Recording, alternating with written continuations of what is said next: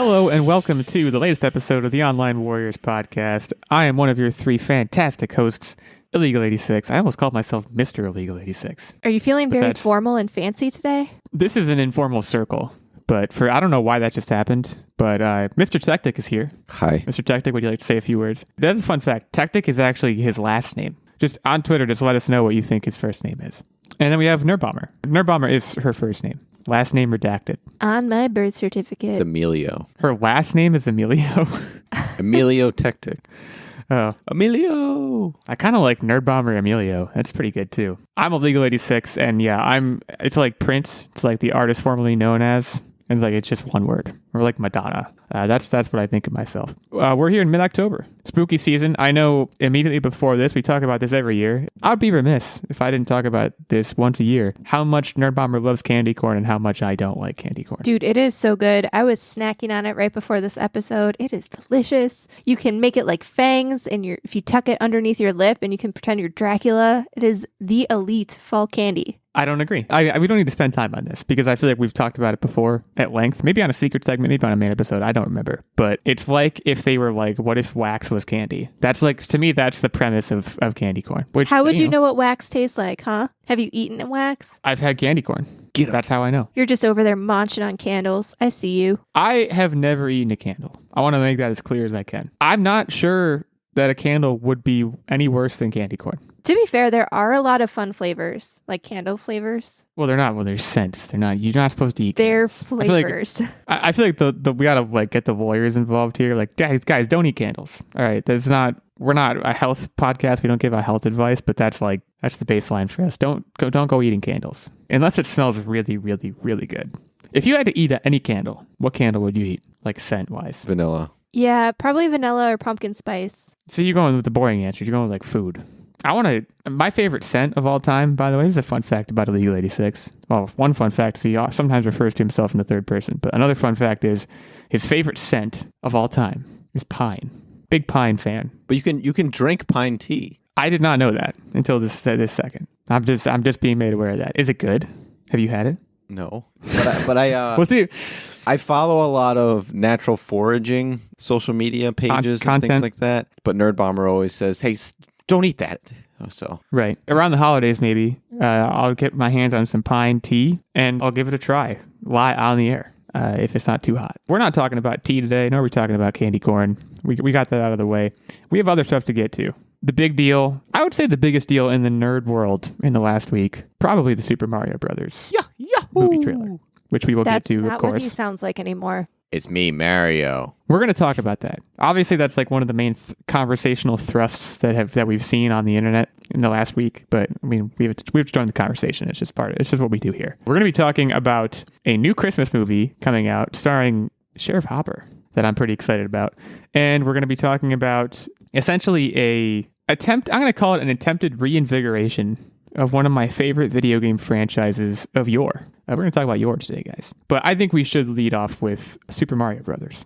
Of course, there was, I believe there was a Nintendo Direct last week that was basically just like, here's what the movie is. Like, here's the trailer. This is Universal Pictures, I believe Illumination Studios also involved in this. I mean, this is a beefy trailer. It's a 2.5-minute trailer. It's funny. For all the talk about Chris Pratt doing his Mario voice, which, as it turns out, it sounds a lot like Chris Pratt. Yeah, there was a number of interviews where he was quoted saying, "Oh, we're working on something special with the voice. Don't you worry." Right. It's going to be astounding. The point I wanted to make, though, is like everyone's talking about that aspect, and I think rightfully so. He has like one line in this trailer. My situation was I watched the trailer a couple of days after it first came out. So I had already been exposed to all of the discourse about like he's not doing any sort of accent or voice at all. It's like he's not even trying. Well, there's two main things that came out of it. And the other one is that Jack Black absolutely crushed it as Bowser. Ooh, yeah, we're going to talk about that, definitely. And yeah, he crushed as Bowser, and like the thing that maybe you were going to get to and I cut you off is like when Bowser is the first person to speak in the trailer, if I remember correctly. I had forgotten the casting announcements that when they first came out. I didn't know at first immediately that it was Jack Black. Because Jack Black puts his whole personality into everything that he does. The world doesn't deserve I'm going to call him a hero. He's the hero we don't deserve. Well, I would say, though, he wasn't just the only good thing. I think for me, what made the Mario voice reveal so disappointing was not only the amazing Bowser voice that Jack Black delivered, but also Keegan-Michael Key as Toad, I felt was like perfect. Yeah, and they even put sort of a high-pitchedness onto it as well. I don't know if that was post or he did it. I'm going to say that he did it. And I'm going to say that Jack Black did what he did too, because like I said, it didn't sound like Jack Black at first. And you know what they were doing, guys? They were acting. Yeah, like I think it is like, especially when you juxtapose that with what Chris Pratt was doing, which was, I'm Chris Pratt and I'm going to read some, like, don't get me wrong. I like Chris Pratt. Okay. These days I have some issues with him, but like the Andy Dwyer days of Chris Pratt were amazing. I think he's very talented. He's too cool for school now. Yeah, he's definitely, there's an aspect of it that is definitely like image preservation. But like, I guess I want to take this from a dollars and cents perspective. Okay. Let's say you're Universal. Let's say you're trying to figure out who's going to be Mario. I'm sure there's a reason to not have it be Charles Martinet, the guy who originally does Mario. Tell me what that is. This is an unpopular opinion. Hollywood casting was the reason. The unpopular opinion here is I don't think you could listen to Charles Martinet for an entire hour and a half to 2 hour movie. I think that would get old really quickly. So I get the want to find a more normalized voice. Like, don't get me wrong. Charles Martinet, iconic. Like, everybody, at least in our generation, knows that as the Mario voice.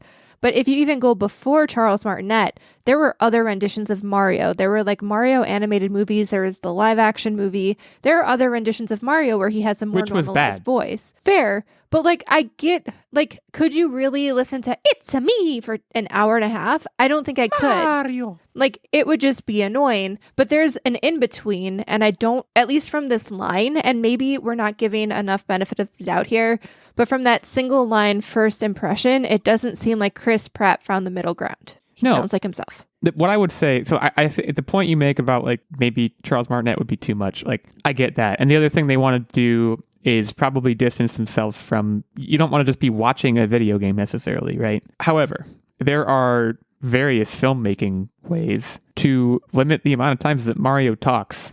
And like I get that he is going to be the main protagonist of this movie, obviously. But to me, the voice is like, you can't separate it from the character enough to have this be what you come up with and for it to work. Well, you could do even some stuff in post to give it a little bit more of a, fun voice, not just cool Chris Pratt. Well, I think that's the problem, is that it would be one thing if you separated the voice from your stereotypical Mario voice, but he literally sounds like Chris Pratt, and because Chris Pratt has been thrown at us in so many different franchises over the last 5-10 years, like, that's Chris Pratt. You can't suspend disbelief. Well, like, if you've seen any Chris Pratt movie, you're like, oh, hey, that's Chris Pratt. Which you probably have, because like you said, he's been thrust upon us. And like, I think there are various video game characters that you could have Chris Pratt do the voice for, and it would be better than this. Like, but it just, I don't know what the thought process was behind this and thinking that people weren't going to, because I will say, I think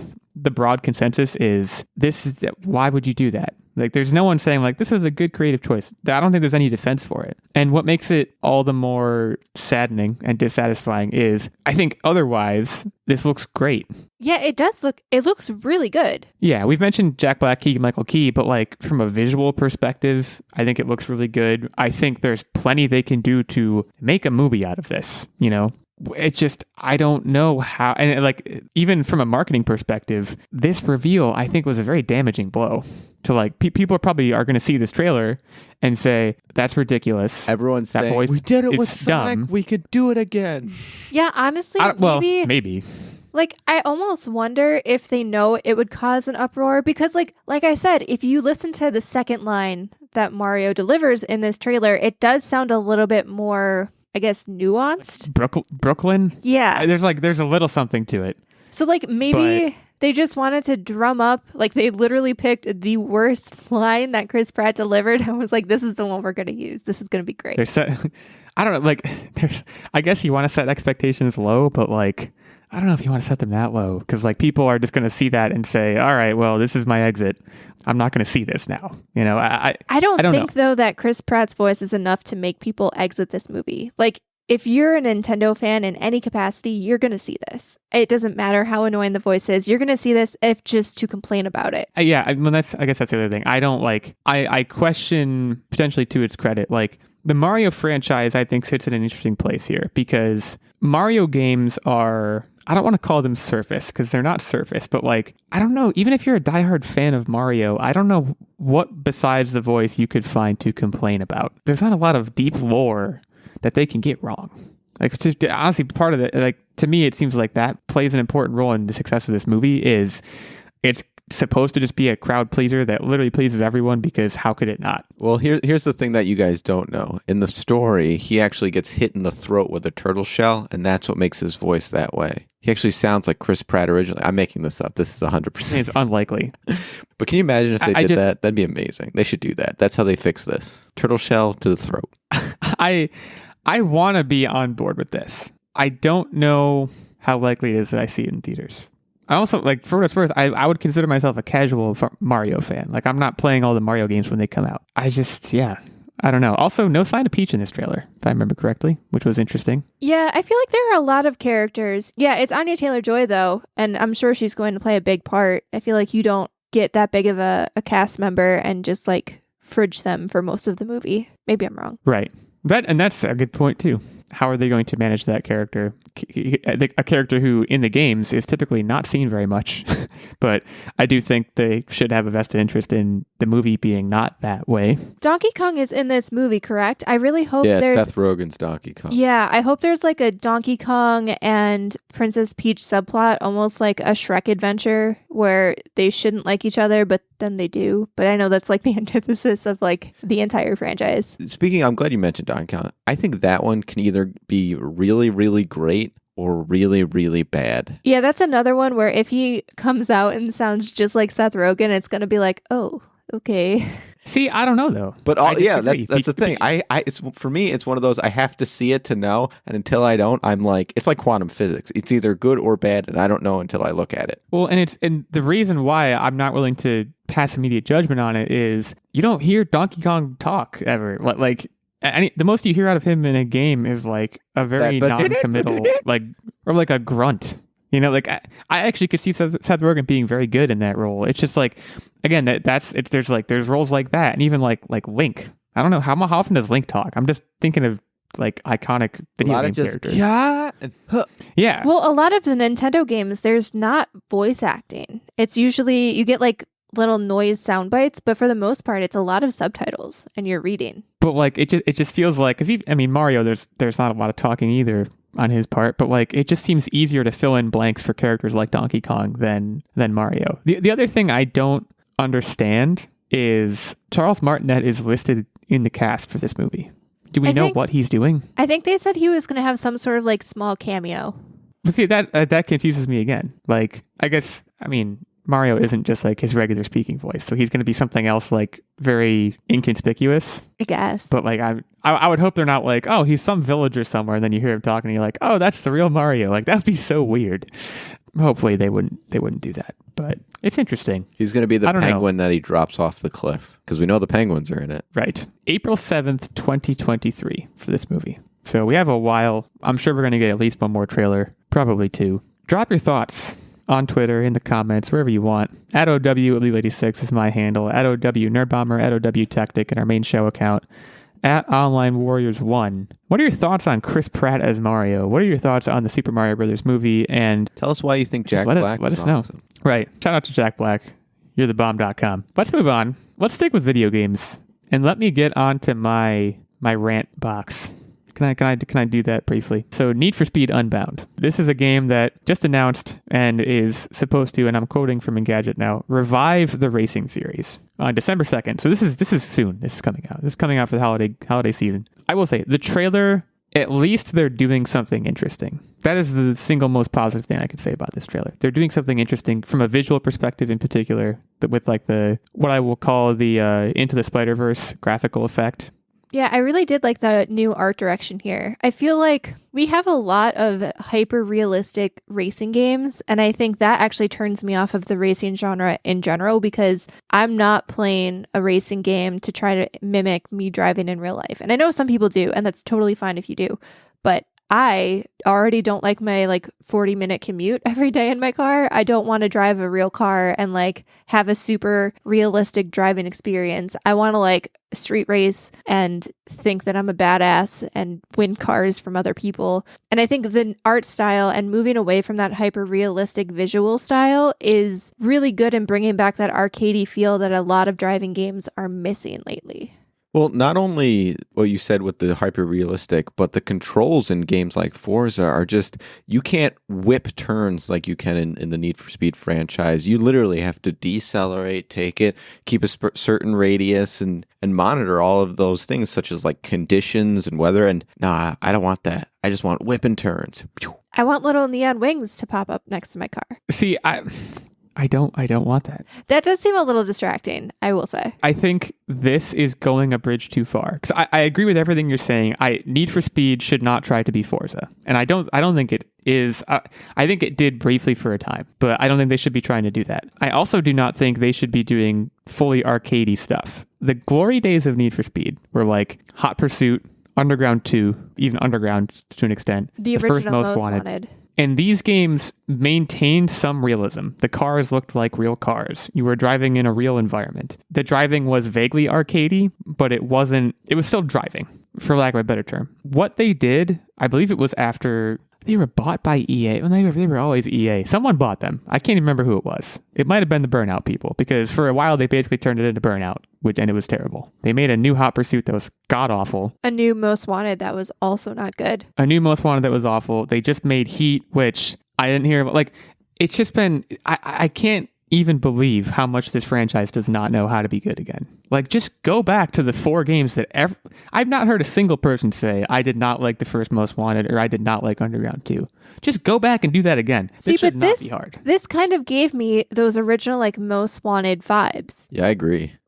I think, yeah, okay, some of the graffiti aspect on the cars may be a little bit too far. I wonder if you'll be able to turn those off. But I mean, the cars are actually real cars. It looks like you'll still be able to customize your car. The art style will just be a little bit more arcadey, which if you go back to that PlayStation 2 era, the cars looked realistic for PlayStation 2 graphics. But they weren't what you get out of Forza. And I think this is kind of going back to when you get cell shaded graphics and stuff, I feel like that stands the test of time better and is a little bit more timeless.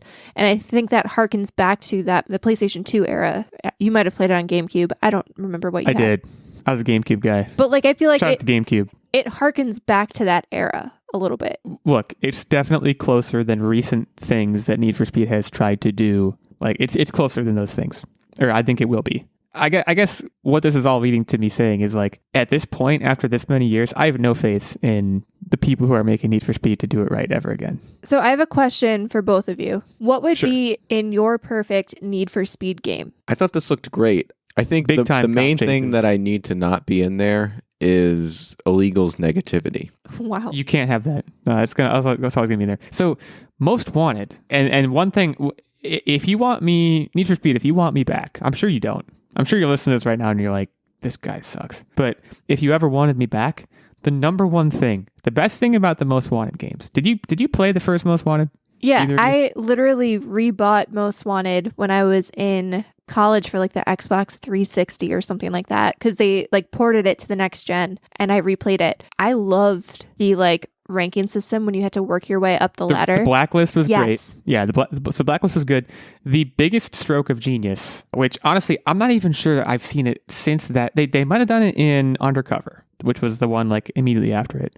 But I don't think they've ever done it since. I could be wrong. Someone correct me on Twitter if I'm wrong. I don't want to call them destructible environments, but they called them pursuit breakers in the game. Essentially, if you were driving and the cops were on your tail, and there's that really cool music playing, and you were trying to escape, and you're driving by a donut shop. Oh yeah, I was just going to say gigantic the donut on the roof. You could so you would drive you would hit the supports on the roof.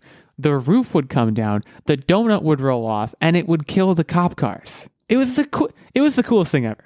It was the coolest thing ever. They had the cop challenges too, where it wasn't just escape from the cops. There was they called them pursuit milestones, I believe, where it was have a cop chase where you cause $250,000 worth of property damage. And 14-year-old me was okay, this is great. And I would do it. And I had the greatest time. And like, even like, I can't remember what the last Need for Speed game I played was, but there was a police presence in it, but it was so watered down. And so it was basically like you would do a race, and then like certain races, they'd be like, oh, the cop showed up during the race, and now you're racing and there's cops there. Then the race would end and you would get away from the cops in like 2 seconds, and that was it. And it sucked. And it made me so sad. And like, I think for me, the police presence and like the mechanics of how that's managed in the game are by far the most important thing. The runner-up most important thing. You're going to notice the thing I care the least about in Need for Speed, by the way, is the racing, which may be not coincidental because I don't play Forza or anything like that.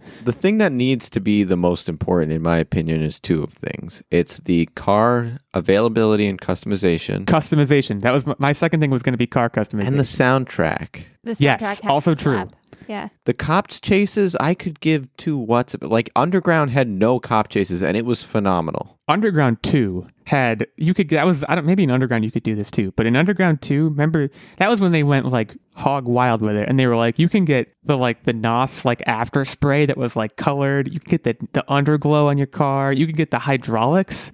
Oh my gosh. I would spend so much time customizing my car, listening to like old school Snoop Dogg in the soundtrack. Oh, this franchise has fallen so far. This just is making me sad just talking about it. I feel like you could still customize your car. I think the biggest thing for me, and this probably flies in the face of what most people want out of a racing game, but I think why I always go back to Need for Speed Most Wanted, the OG one, is I like a good story. And I know they've tried to put stories in other games, but there was nothing more compelling than having tasks and a reason to work your way through a list of people that you needed to race. I remember I tried playing Forza Horizon, whichever the latest one was, when that came out. And it was very beautiful, very technically sound, even had a decent banging soundtrack. But it felt like I was just driving around. I had no reason. I had no reason to stay in the game. And I know part of it was like they wanted to introduce more of a social aspect and you're supposed to be self-motivated to beat people's records. But no, I remember distinctly one of my favorite memories on my PlayStation 2. And I have this really like embarrassing picture of myself that I think my sister took. And I had a racing wheel. Like my parents bought me the racing wheel with the pedal and everything to go with the game because I got it for Christmas. And I just remember being so stoked because after every race, as you worked your way through the blacklist, you got a chance to like win their car.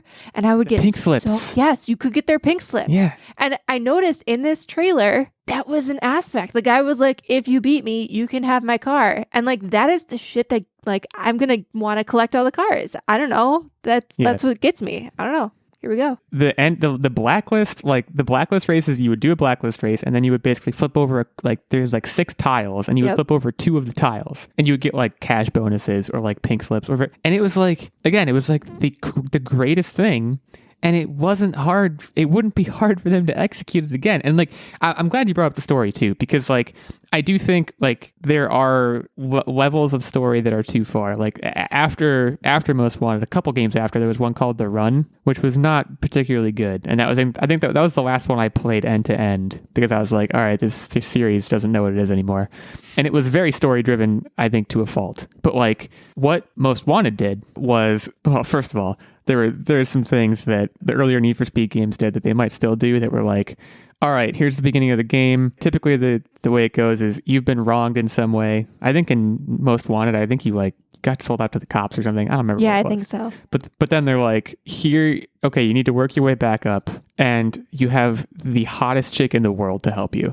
That was like the staple of, I remember Underground 2 and Most Wanted. They were like, here's insert supermodel person. And Most Wanted had like live action cutscenes in that game, which was like pretty cool, I feel like. Man, again, it just makes me sad talking about this. Like how it's just, you I feel get like sweaty too, jeez. I feel like it's never going to be that good again. And why, and for what, you know? But this like low-key has my hopes up. It's possible. I'm open to it. In spite of all the just unbridled negative energy I'm putting out right now, I'm open to it. I'm so skeptical. I don't know. Need for Speed Unbound. Prove me wrong. December 2nd. Get my hopes up. I feel like to really get into this, I need a racing wheel. That's my biggest thing. I don't know how people play these games without a racing wheel. And I'm biased because my first exposure, besides like going to an arcade was playing a game with a racing wheel, and I don't think I've ever had as much fun since. You just posted a photo of you with the racing wheel we have a Discord chat. I don't know if this is ever going to see the public eye, but in case it doesn't, this is horrifying. Can we talk about this for a second? I'm scared of you looking at this photo. I was very intense. I was out to get those very pink intense. slips. I mean, we're talking gritted teeth, hunched shoulders, 2 hands white knuckling that wheel. The pedal is out of frame, but I assume it's all the way down. It's to the just metal. Based on it. Everything else about your body language right now suggests that you're flooring it. So I hope you won that race. I would think you did, just based on the sheer physical determination that I'm observing in this photo. I was also very stylish. Fun fact, I'm wearing like penguin pants. They're bright red. I still have those penguin pants. Backwards orange hat, a t-shirt that says 2006 on it in very big letters. I assume it's from like a school field trip or something.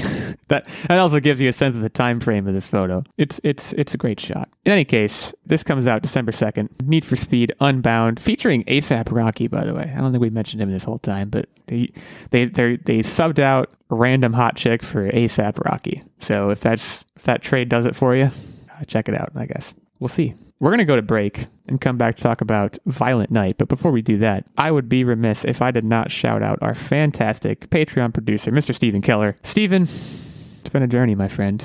We've come a long way. You and I guess Nerdbomber and Techtic, they've been here too. Pleasure having you as a producer. Stephen's been a producer with us for quite a while. As a result, he gets input into the weekly game segment on the show. He gets the occasional guest spot, as well as, of course, monthly access to the secret segment and the vlog. He also gets this producer's shout out every episode. You want to be a knight like Steven. If you can't quite become noble enough to be a knight, there's also a Squire level of Patreon support, which gets you access to the monthly secret segment and vlog. And there's a page level, which gets you access to the monthly secret segment. So for more of the details on any and all of those levels of support, you can head over to patreon.com/onlinewarriorspodcast. Check us out there. Say hi to Steven. Say hi to us. Consider helping us keep this thing going. Thanks again to Steven. We'll be right back to talk about Violent Night.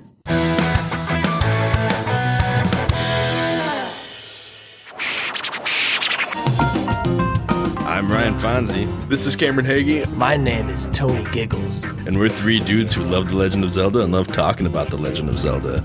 And if you are a Zelda fan as much as we are, then come on down and listen to your heart's content. We have a podcast that we'd like to share with you. It's called A for No, B for Yes. We cover the Legend of Zelda series, different games chapter by chapter, and we have all kinds of theories about what we see and what we've experienced in the game. Do you go through Wikipedia and look up stuff based on the things you see in the game to create theories to how it could link to other things in the world that we actually live in, and not the Zelda one that was the one that was created by the people that are in the world that we actually live in right now? Because if you don't, then you should watch this, because we do. Did you guys get all that? If not, oh, you didn't. Okay. So we are A for No, B for... All right, I'll stop.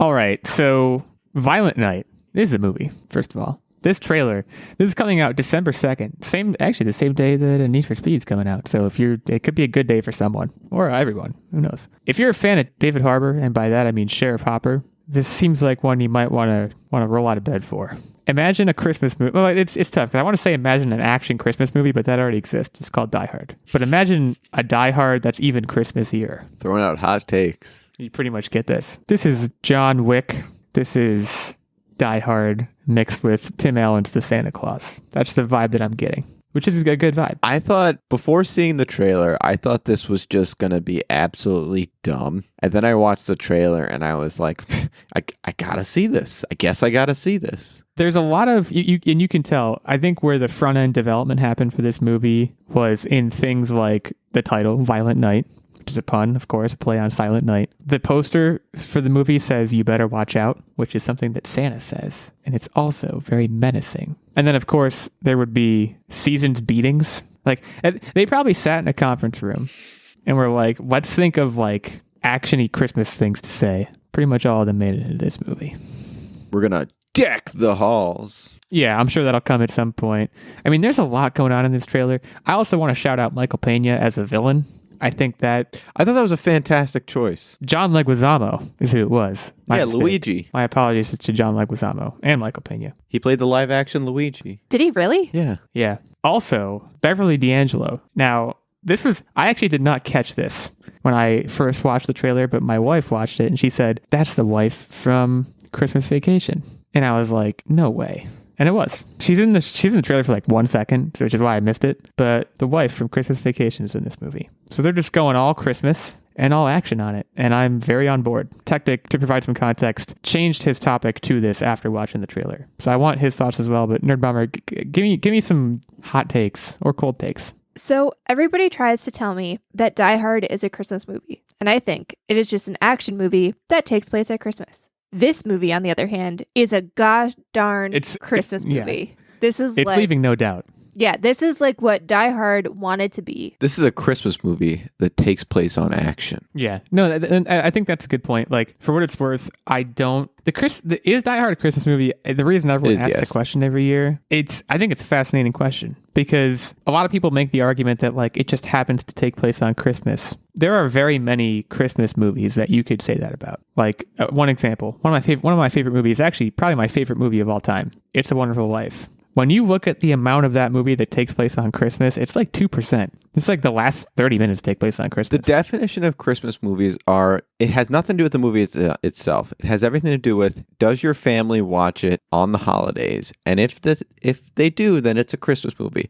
I mean, for example, here's a Christmas movie that's a Halloween movie, The Nightmare Before Christmas. No, sorry. It's a Halloween movie. It's a Halloween movie, but it's about Christmas. Do you see? My point is that's a Halloween movie, even though it has Christmas in the title. It's a special case because that movie, I feel like, is designed to be confusing from a holiday perspective. And also, I've not seen that movie, full disclosure, so I don't really have a horse in that race. But I think you make a good point about a Christmas movie is a movie that you watch around the holidays. Another example, I feel like, in this category, one of my most guilty pleasure movies, I'm sure I've talked about it on the podcast before, is Love Actually. That movie is... That's not a Christmas movie either. That's just a rom-com that happens to take place at Christmas. But home I is don't where know. you make I think it's a Christmas movie. That movie, I think there's literally a Christmas concert at the end of that movie. There is. Like it's tricky. It's tricky. It's a very nuanced question. This movie does not fall into that category. This movie is clearly a Christmas movie, and it would be weird to watch this movie in like June. Wouldn't make any sense. I think that's another kind of foil you could put on this, or like a lens you could view this through, is like, would you watch Die Hard in June? I think the answer to that question is yes. Unequivocally. Would you watch Love Actually in June? Yes. You watch Maybe. Love Actually whenever you're in the mood for a rom-com. I'm less sure about that one. Whenever I'm in the mood for a rom-com, I watch When Harry Met Sally. It's a great movie. When would you watch It's a Wonderful Life in June? No, that's Christmas that one's over. definitely no. Or that's Christmas only. Yeah, nope. That is Christmas over, that movie.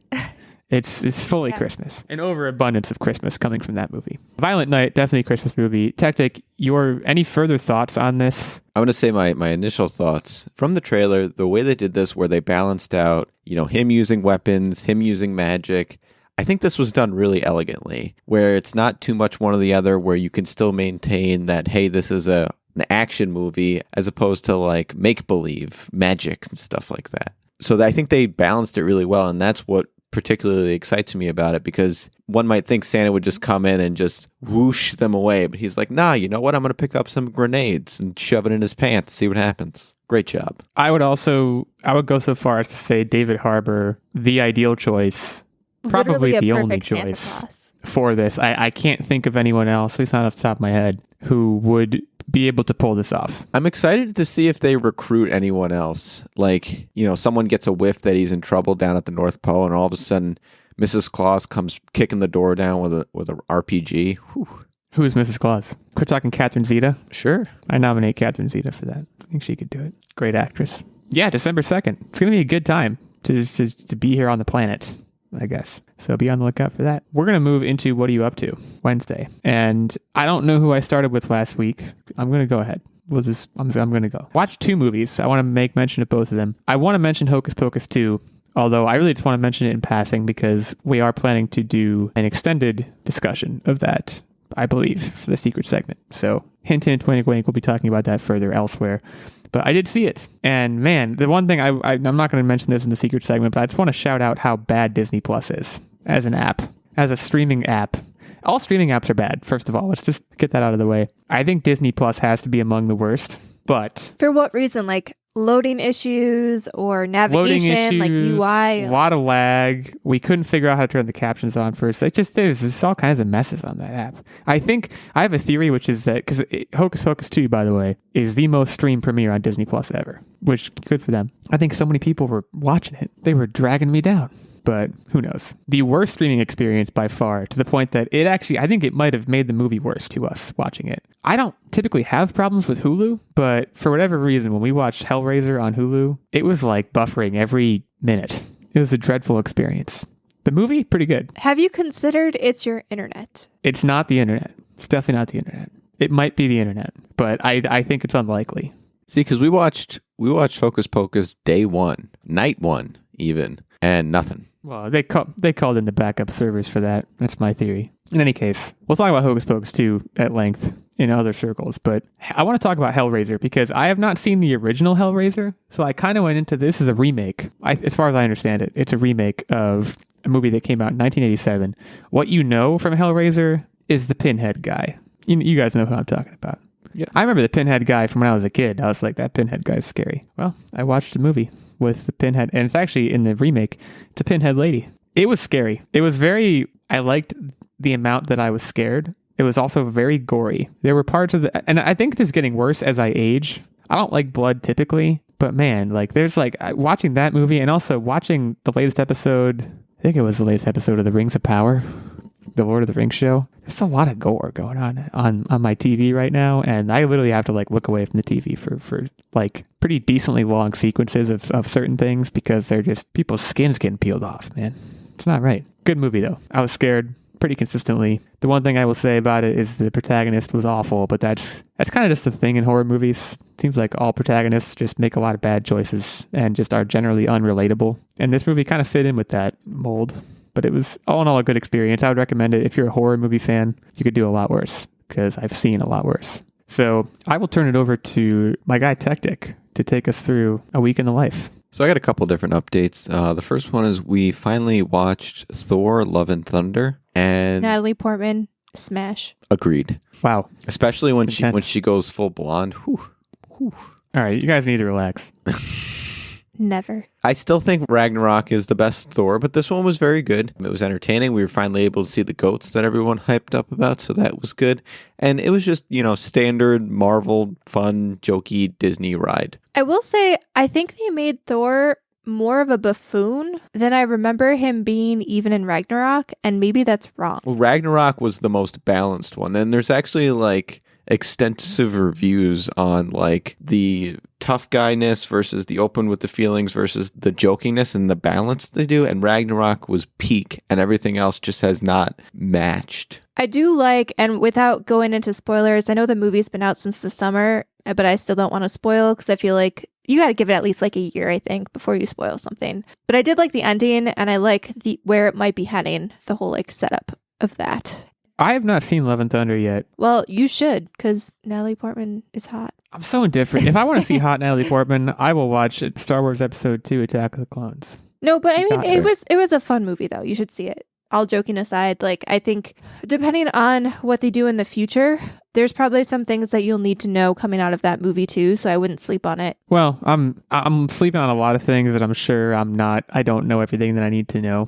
So I don't know. I might get to it. I'm inclined to, without having seen it, agree with Techtic that I think Ragnarok, they really did something special with Ragnarok in terms of, they nailed it. Like you said, the kind of the balance of humor and action was particularly good. And I have a hard time imagining Love and Thunder approaching that. But I mean, if you guys say it was good, I'm sure it was good. Was it better than Multiverse of Madness? Because you guys saw Multiverse of Madness, right? We did. I liked Thor, I think, a little bit better. Yeah, I agree with that. And what's interesting is I thought that had campy parts at the end. This one had overly campy parts in the beginning. So, I mean, they still haven't distanced themselves away from the too corny level, Marvel as a whole. But hopefully it gets better. I mean, my biggest thing why I liked one versus the other, and if you haven't seen Multiverse of Madness, close your ear holes. I felt like that was a retread of a story we kind of already saw, whereas Thor at least gave me something new. I don't want to, never mind. I'll stop there, but it was a new story. You know, comparing Love and Thunder to Multiverse of Madness, I'm sure in various ways is comparing apples to oranges. But for me, Multiverse of Madness was a bit of a disappointment. And so it's just hard for me to want back in right now. But you should watch She-Hulk. I know I keep saying like it's getting better. It's not going to happen. Goes. It's never going to happen. You just unless have to, I absolutely have to. I think you might have to. Honestly, I think it's probably leading up to some things where you're going to need to watch it. As with any MCU, anything at these points, it's not even good for the superhero aspect. It's just kind of funny. It's good. It's very sitcom-y. You had even said if they focus more on the lawyer side of things, I will probably watch it. Well, you know what they're doing? Focusing more on the lawyer side of things. And you know what you're not doing? Watching That's not what I said. That's not what I said, man. I said... We're going to have to roll back the tapes. I said exactly what it sounds like they're not doing, because you just described it as a sitcom. I said I wanted them to take it seriously, and it sounds like they're not. I don't know. Different strokes for different folks. I know She-Hulk's doing very well right now. What was that court show? Night Court? Where it was like... Night Court. Well... It was basically I know the theme song, though. A funny rendition and funny take on law and a court scene. That's basically what, like, this is the Night Court of MCU. Yeah, I guess I just don't know if I want that. Oh, look, I need a little more time away from Marvel. I think that's what this is all leading up to me saying is just I need to continue taking the beat that I'm taking because they exhausted me. But glad to hear it was good. Love and Thunder, that is, and She-Hulk. And then the other thing that I've been up to really kind of feverishly is ever since the weather got cold, I went full into working on various content for various different things and putting up videos and so that's back on full blast with the cold weather. So I'm really excited about that. Was that vague on purpose? Yeah, I mean they'll see the content as it comes out, but I don't want to sign myself up for something in case I get tired of a project. There are cool Halloween DIY videos out there though. Good to know. Nerdbomber, what do you have? All right, so I finally started playing The Last of Us. Oh, right. You're going to talk about this. Okay. I am. Okay, sorry, I'm being quiet. Go ahead. I think I'm about halfway through. I'm not entirely sure, but I feel like I'm about halfway through. Techtic said I'm about halfway through. What city are you in? Do you know? I'm in a sewer. You're in a sewer. I'm in a sewer. I just went over the bridge, and now I am in a sewer. Well, not over the bridge, but I just went in the water. And then I'm in a sewer now. I don't know if my memory must not be what it used to be. With the brothers. Anyways, with the brothers. Okay, that helps me. Okay, and? Am I about halfway through? Oh, I don't know. That was the whole point of me explaining where I was. I kind of remember the part. You're in the thick of it, which is a very vague, but I don't know. But how are you liking it so far? All right, very broad question. I have to say, initially, like, I'm moving through this, I think, very slowly. I do not like scary things. And while you're correct in that there's not like a ton of jump scares, it's still like it's very tense and you have to move extremely tense. You have to move slowly and methodically. And there was an area of the game too where I turned on a generator and there was kind of a jump scare because all of a sudden there were clickers coming at me and I was like, I'm just trying to turn on a generator, man. Come on. And you're talking about in the hotel basement? Yes. That was like jump scary. That is the scariest part of the game, I think. So if you're I already made through that, then I'm good. I wouldn't say. I mean, saying you're good, that's maybe an overstatement. But when I think of being scared playing this game, that is the number one thing I think of every single time. Is you're in that hotel basement. You have to turn that generator on. The clickers are coming after you. That big daddy guy, the big boomer man. I was so sweaty. They come out of nowhere too. Scene. Like I had thought that I had cleared the building, like the area, right? I did that first. I knew I had to turn the generator on and I was like, that is gonna be noisy. I am going to clear the area. And then they were like falling from the sky into the water and then coming at me. And I was just like, I was not expecting this. I was not. So yeah, it's a very tense experience. I don't really love scary stuff, but I am working my way through it. The way that I play games typically is I try to be stealthy and then it fails and I end up having to shoot everybody. And while there has been limited ammo, I haven't found myself like SOL yet. I've gotten pretty close in some scenarios where I'm like, this could not end well, but I managed to make it through. Yeah. I think they do enough just to like, they give you just enough ammo where you're like constantly afraid of running out, but you never actually do, which I think is pretty clutch. I was about to say that. I think the game has a very good way. I don't know how they do it, but they set that balance for you. So like they never want you to be comfortable playing that game, and you never are. Like very rarely do you feel fully supplied with everything that you need. And I also think maybe because we have similar play styles, but also I like what you said about like you try to stealth to a certain point and then all hell break. Like what typically happened for me is I would manage to stealth kill like in a given area a third to like half maybe of the zombies, and then like my pinky toe brushes a bottle or something and they all swarm on me, and then I'm just shooting stuff. It's a balance. Again, it's like I don't think you're ever going to get through the game doing any one thing. Like you're not going to just go full stealth through the whole thing. You're not going to go full guns blazing through the whole thing. They strike that balance. Well, it's and also funny, I did though, look because... up the plot summary, and it looks like you are about halfway through.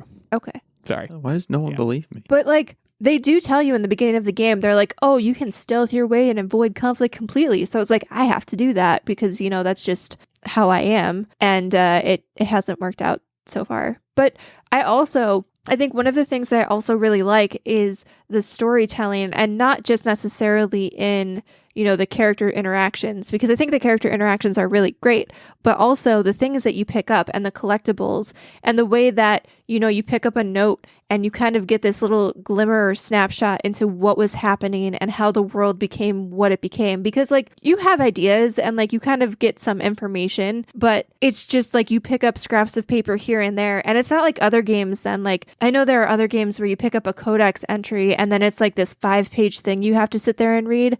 And they've managed to distill down collectibles and readable things that give you context to the story without making it super cumbersome. So you don't mind going in and reading stuff because it's going to take you 5 seconds, but you're going to learn a lot in that 5 seconds. And I think that's really brilliant. Something that they do well, like you mentioned, like codex is a great word for it, because there's games that have codexes that are like, here's a codex, all right, I'll put it on my pile of 100 that I have not looked at at all. Like I think The Last of Us, there are fewer of those. There's still enough to make it a rich story world, but like there's fewer of them that it feels a little bit more manageable to approach them. And the other thing I will mention about it is I don't know for sure if the first one does it to the extent of the second one, but, and I'm sure that this is not an uncommon thing for a video game to do, but if you pay attention to those, they will reward you on occasion with like, you will pick up something that looks like a note or something that could build story. Like, it helps you. And there's like, here's a code to a safe somewhere. Well, yeah, there's that. But it's also like, here's a code to a safe somewhere that you would not otherwise know that has like a bunch of good stuff in it. Like there's, it keeps you wired in and involved. Well, I think it even there's a part of the story where this is early on, but, and they kind of prompt you to explore the house, but you're basically being escorted through a town by a character called Bill, if you haven't played the game. And will be played by Nick Offerman in the show, by the way. Oh, that's an awesome casting. Just heads up. Yeah. But basically, I don't want to give anything away, but there's a note that you find that then I feel like if you didn't find that, you obviously wouldn't have the conversation with the character shortly after you find the note. And I just think things like that, it's pretty neat. And it's a way to differentiate. Like, this is a very linear game. You're not really going off the beaten path at all. Like, you are moving forward. Right.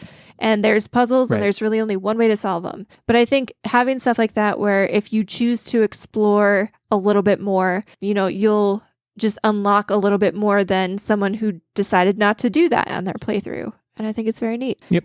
And I feel like I'm waxing poetic about this game that everybody realizes is a very good game. But yeah, it's good. And I'm also, for context, I'm playing the remastered version, but not like the remake. So there's that new like $70 remake. That's not the one I'm playing. I'm playing the remaster that came out on the PS4, late in the PS4 gen, I think. Yeah, I'm so excited for you because the things that I think you're going to respond to the most positively, which are you've already experienced a couple of major story beats, but what's coming in the back half of the game for you, and knowing now and remembering more where you are, there are some powerful story beats to come. And that's what people talk about the game. They do talk about all these things and how well it's engineered and how the gameplay flows and how you're it going feels to organic hate when the you next discover section. Things. You are going to hate the next section. Does a dog die? Definitely true. No. Swear if a dog dies, I will. I'm not going to tell you, but you're going to hate it. We won't get into details. The combat mechanics become tougher. Oh, do you become combat Ellie at tougher. some point? Is it going to Spider-Man me where I hated being MJ? Please don't do that. The story, like everyone talks about the story of this game. They talk about the things we've talked about, sure, but like the lasting impression that has kept this game talked about for however many years, and they're making remaster after remaster of it, is, I mean, in particular the ending, which I obviously can't tell you about, but like, just keep going is the one thing. And it sounds like you're going to. There's not much risk, but like, keep going because it pays off quite a bit. I'm so happy that you're doing this. Yeah. Congratulations. It's been a long time coming. That said, though, I think you would probably enjoy God of War, and I know we've been down this road before, but in terms of the storytelling, it is pretty similar. No, obviously not the same story, not the same setting, but the manner in which, like, there's attention to detail, the fully fleshed out story. You're learning things in this very linear world as you go. Obviously, I have both Sony studios too, but I think you would probably enjoy it more than you think. And it's probably fair play for me to at least try it, considering what you're conquering fears right now. Yeah, You're a warrior. literally, like, I was like, am I going to have to pause this and go poop? Because am I going to be that scared? And so far, I have not had to do that, but it's come close. That You hotel have not had to basement, pause and then it, or you have not had to poop? Both. The hotel basement was bad. I'm pretty sure it's like right away. I'm playing this game and I'm like, this isn't so bad. And then I think it's when you're in the town with Bill, but I could be wrong.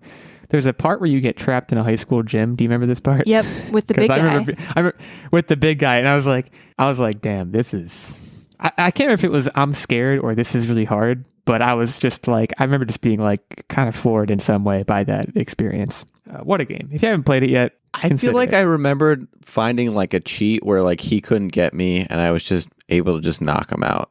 I don't remember that one being very difficult. I just remember like finding the coolest hack. It took me a couple of tries. That much I can say definitively. As someone who literally just played it a few days ago, I did find Techtic's hack where you basically run around in a circle around like I don't know if it was a pole or a car or something that was in the gym. And then because his big thing, which I did not understand, and I died a few times before I realized, he gets like remotely close to you and you're dead. And I was just like, okay, I got to keep my distance. Yeah. And then I just like kept He just like pounds you. Yeah, it's a great game. 10 out of 10. Yeah, good stuff. Congratulations. And it's a weird thing to say, but I feel like you deserve to be congratulated. It came out in 2014 originally, and the fact that it still holds up almost 10 years later, that's pretty solid. I mean, game mechanics change so drastically over the years, and the fact, like, there are some aspects where I feel like it can be a little clunky, but not terrible, 2013, by the way. 2013. I have the Wikipedia up. Yeah, the remaster came out in 2014, so actually you were right, but the original 2013. Keep going. It's exciting. I will. I'll Is let it you all quiz know. time? I was informed that I won last week, and I hope that's the very case possible. because I made the quiz. So, yeah. I don't really remember anything, so it probably was you. In fact, it was you. I'm looking now because you are 11-9. Techtic is 11-10. I am 9-15. Steven 2-1. So it's a dead heat in a sense. Not really. I'm kind of back, but you guys are fighting tooth and nail. So Nerdbomber, I will do my best to beat Techtic and keep you atop the rankings. I appreciate that. So Sure. we just talked about a scary game for like a solid 10 minutes. We're going to talk about more scary games. This trivia is all about Resident Evil. Very fitting for spooky season. As always, Price is Right style here. Try to get as close to the numerical answer as you can without going over, or you bust and you don't get any points. And we will let Techtic go first, so Illeagle has a little bit of an advantage because he's the loser, the perennial loser. So the first question, how many copies of the original Resident Evil game were sold for the OG PlayStation? This was 88,000 copies. It's more than that. 140,000. You had a lot of room to up it. You did win this one. It sold 2.75 million copies. I didn't want to do a plus one thing. I didn't want to do a Splatoon where we oversell right. when we were sold. That's I fair. forgot about that. Okay, I'm on the board. Resident Evil goes beyond the games. There are many movies that have been made. How many Resident Evil movies are there? And by many, that's just a qualifier to say more than one. 5. 6. Dang it. Techtic has officially used his +1 to great effect. There are a total of 7 movies, one of which was a reboot of the original series, of which there were 6 entries, and they collectively grossed over $1.2 billion. Well, hey, you know what? We were really, really close. Both of us. Yeah. So Good +1 Techtic. speaking of close, now the game is tied. It is as close as you can get, very neck and neck. Speaking of, other content adaptations, there were also novel adaptations of the Resident Evil series. How many novels have been written? I don't know why I have this weird game show announcer voice, but I do. So 13. 14. Now, Illeagle has used his +1 to great effect. There have been 21 novelizations. Many different authors. I think there were a total of there was one series by one guy that had a bunch of books, another series by another guy that had a bunch of books, and then a bunch of one-offs by other people. So a lot of books out there. If you're interested in Resident Evil lore, you have 21 novels to read. This is a championship duel right now. It's very back and forth. Yeah. So Resident Evil is not always known for its stellar writing. At one point, it was actually awarded a spot in the Guinness Book of World Records for the worst game dialogue. In what year did it earn that honor? This was in 2003. I remember this. It was later than that. I'm going to say 2010. We have our first busty bust of the game. It was actually inducted bust? into the Guinness Book of World Records in 2008, so Illeagle has busted and Techtic gets it. That's a busty bust right there. That hurts. So we're tied now. It is officially 2-2. tied. And this is the final question. So whoever gets this right, unless you both bust, is the official winner of Resident Evil trivia. So using an aggregate of all of the how long to beat times, approximately how long would it take to beat the main campaigns of all Resident Evil games, including all spin-offs and remakes, in hours? 142 hours. No thoughts, just go. That's my, yeah. Techtic is 142 taking a different strategy. He has whipped out his calculator. Otherwise known as the Techtic strategy. This is a weekly thing. That's a strong guess. It's a really strong guess. Thank you. Keep in mind, you already used your +1.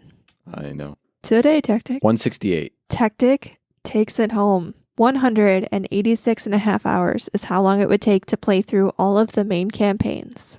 I know on that was average. kind of close to yours, but my math said that number. I don't have a problem with it. It's only because I'm used to being here. I dropped to 9 and 16. Techtic to 12 and 10. Nerdbomber I tried, but I mean you should have had low expectations for my performance. So mathematically, I believe Techtic is now back in front. But if we're doing percentages, I'd have to do actual math for that. And I'm not going to do that right now. So you have to deal with it. Next week, I will be actually not here. So the quiz may go on hiatus for a bit, but I will be back to, try harder next time. I don't even know what to say. Keep trying to improve myself. In the meantime, we thank you all for listening. Liked anything you heard, or if you didn't like anything you heard, head over to Apple Podcasts, leave us a review, hit us up on Twitter, @OW86, @OW Techtic, @OW Nerdbomber, and our main show account, @OnlineWarriors1. And I'll let Techtic take you all out with a tech tip. Just remember to be chill, because even at rush hour, none of the cars are moving. Have a good week, everyone.